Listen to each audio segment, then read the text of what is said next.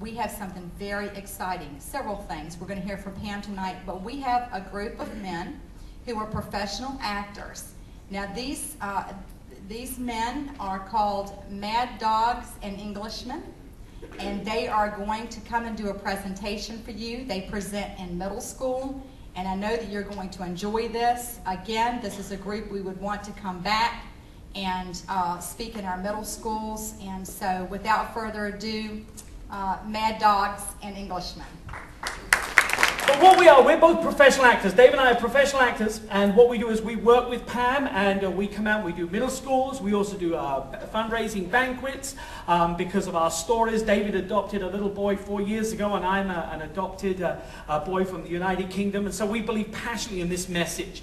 Again, we do not lecture to the students. That's something that we don't do. When Pam and we work together in our company called Enlightened Communications, we wanted lots of different ways to be able to influence students. And one of them is using what we do, and that's using the medium of theatre. Because the students are, as you know, very visually stimulated, and so we do that. We don't do a lot of parent events. That's not really our gig, but we do. As professional actors, we have lots of different material. We have lots of different shows, and you can visit both Pam and Mad Dogs and Englishmen's table over there afterwards. So we're going to do a sketch this evening, just to lighten things up a little bit. And this is actually just talking. It's two men, and they're just talking in their garage, and they're talking about everything that's going on. And the purpose of this sketch is to help us see that we know there's trouble around and there's lots of difficulty, but sometimes if we open our eyes, that there's lots of great things that are going on. And this sketch is simply called Eyes to See.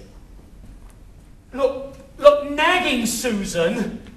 Nagging isn't the way to win friends and influence people. Not like I've got anything else to do.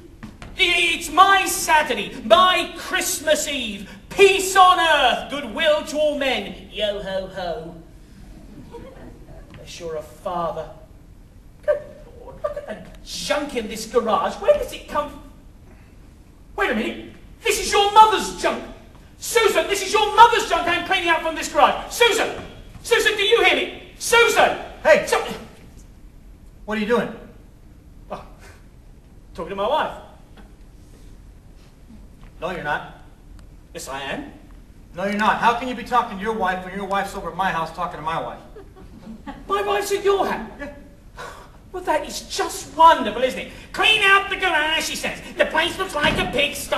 Well, I'm out here freezing my bacon off while my wife's at your house. having sponge cake. Sponge cake? And warm coffee. Well, she can forget this garage cleaning out business. Anyway, it's colder out here than Rush Limbaugh at a feminist convention. What do you want anyway? I came over here to wish Merry Christmas. Merry Christmas. It's not all that merry.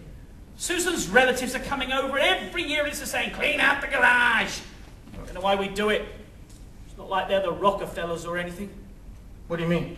Well, let me put it this way. They're from the very low end of the gene pool. Yeah, but they're family. They're scary.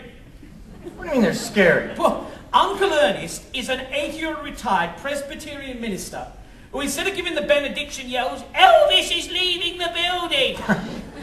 Last year, he came with his underwear on top of his pants. And I have to sit next to him at dinner. That good? Oh, there's worse.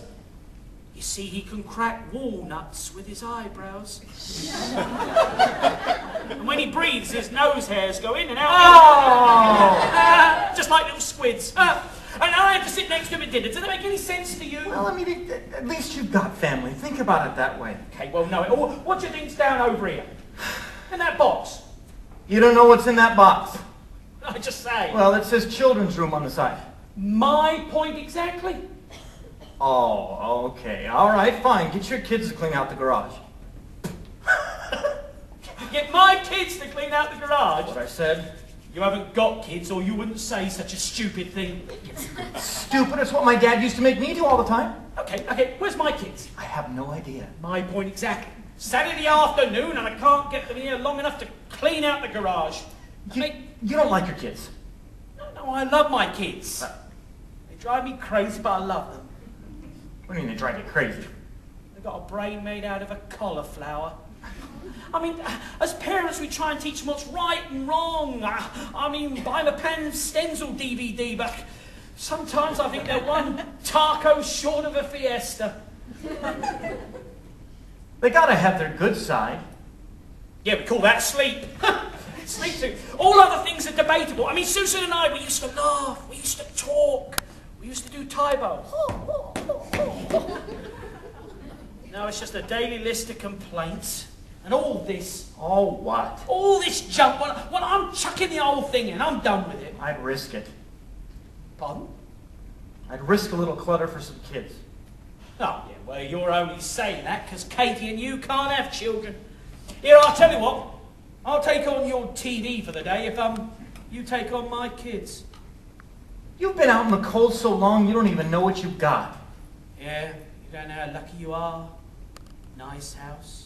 Empty house. Discretionary income. Do what you want when you want. We're bored. Freedom. Freedom for what? Do whatever. To do whatever, that's all meaningless. Yeah, well, people always say that when there's something they can't get. I tell you what, you're looking at a glass that's half empty. Yeah. That's because the kids knocked it over. I heard that. Yeah, the truth is that you're not looking at the big picture. You got to think of the big picture for a moment. I got something I need to tell you, okay? I want you to listen to me and listen to what I'm going to say. You've been blessed. There's things that you have that nobody else has. I mean, what do you think? What do you think when your kids come to you and they've lost the family pet? Who has to find the family pet? Me. Yes. Who teaches them how to play softball? Me. Who referees during pillow fights? Me. Who cleans up after them when everything's messy? Me. That's amazing. We just got to have eyes to see all the great things that are around us. So, when all's said and done, what are kids for? Yeah, you make a great point. Just got to look and see all the blessings that are around us. That's a great idea. Hey, what are you doing this Christmas? This Christmas? Yeah. Nothing. Oh, well, why don't you come and have dinner with us? Oh, okay. Yeah, you can sit next to Uncle Ernest. Thanks. You know, I actually, truthfully, I have to be honest. I came over here to tell you something. Yeah, what's that? We're pregnant. Come here.